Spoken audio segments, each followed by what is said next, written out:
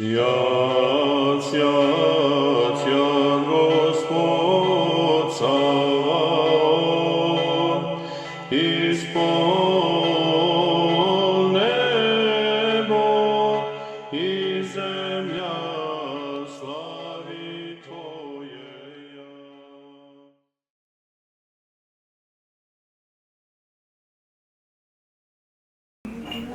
U današnjem svetom evanđelju Gospod je uzviknuo: o ženo, velika je vera tvoja, neka ti bude kako hoćeš. Kome je to Gospod uzviknuo?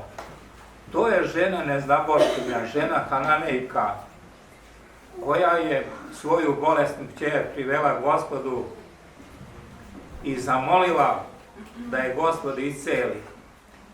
A Gospod blagi, znajući kakvo smirenje ima ona i kako je spremna da pretrpi sve zarad toga samo da se isceli kćer njena, Gospod je blagi rekao: nije dobro uzeti hleb od dece i baciti psima.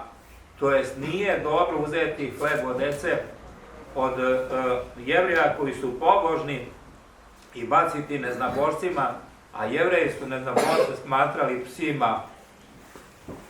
A kad je on tako to rekao, ona je samo želela, velika je želja bila njena da ostravi kćer njena. I nije se osvrnula na to i nije se uvredila što je on nazvao psima, nego je smireno rekla: da, Gospode, ali psi jedu od mrva što padaju sa trpeza gospodara njihovih. A onda je Gospod uzviknuo: o ženo, velika je vera tvoja, neka ti bude kako hoćeš. I kaže se u Svetom evanđelju: i ozdravi kćer njena od onoga časa.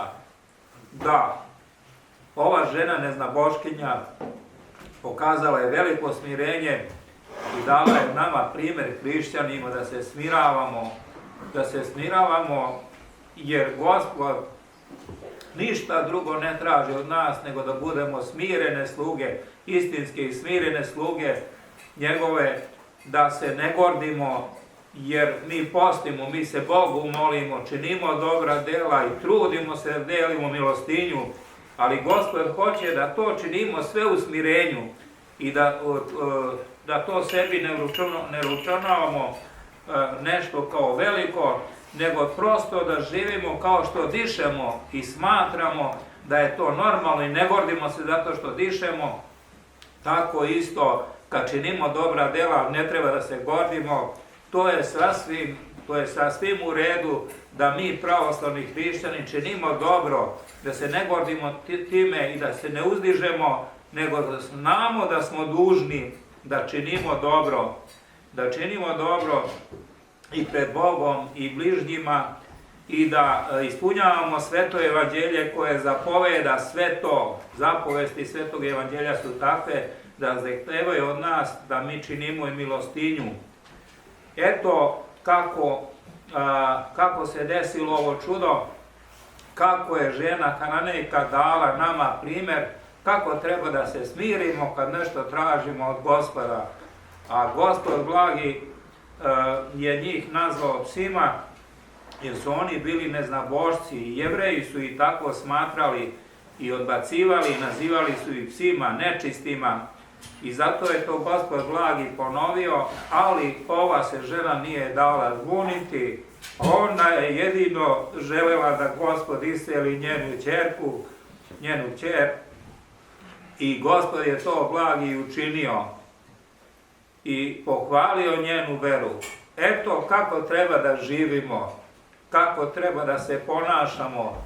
Ovo sveto evanđelje toliko je poučno, toliko je silno, toliko je vredno, i sva ona evanđelja koje smo čitali, celo evanđelje je puno pouka za nas, puno blagodati Božije, puno sile Božije. Evanđelje, to su reči Duha Svetoga, reči Svetog pisma su reči Duha Svetoga. Zato treba svakodnevno da ga čitamo sve onako pažljivo i polagano, i da čitamo i tumačenja svetih otaca. Šta znači koja reč, koja rečenica u Svetom Evanđelju, zašto je Gospod ovako ili onako učinio, a ovo Sveto Evanđelje protumačili su sveti oci i pohvalili ovu ženu Hananejku, da je velika vera njena, kao što je i Gospod pohvalio da je velika vera njena i još veće smirenje njeno. Eto, svako Sveto Evanđelje koje pročitamo ovde u crkvi donosi neku pouku. Ovo donosi pouku o smirenju, o velikom smirenju i kao u osnovi našega hrišćanskog života.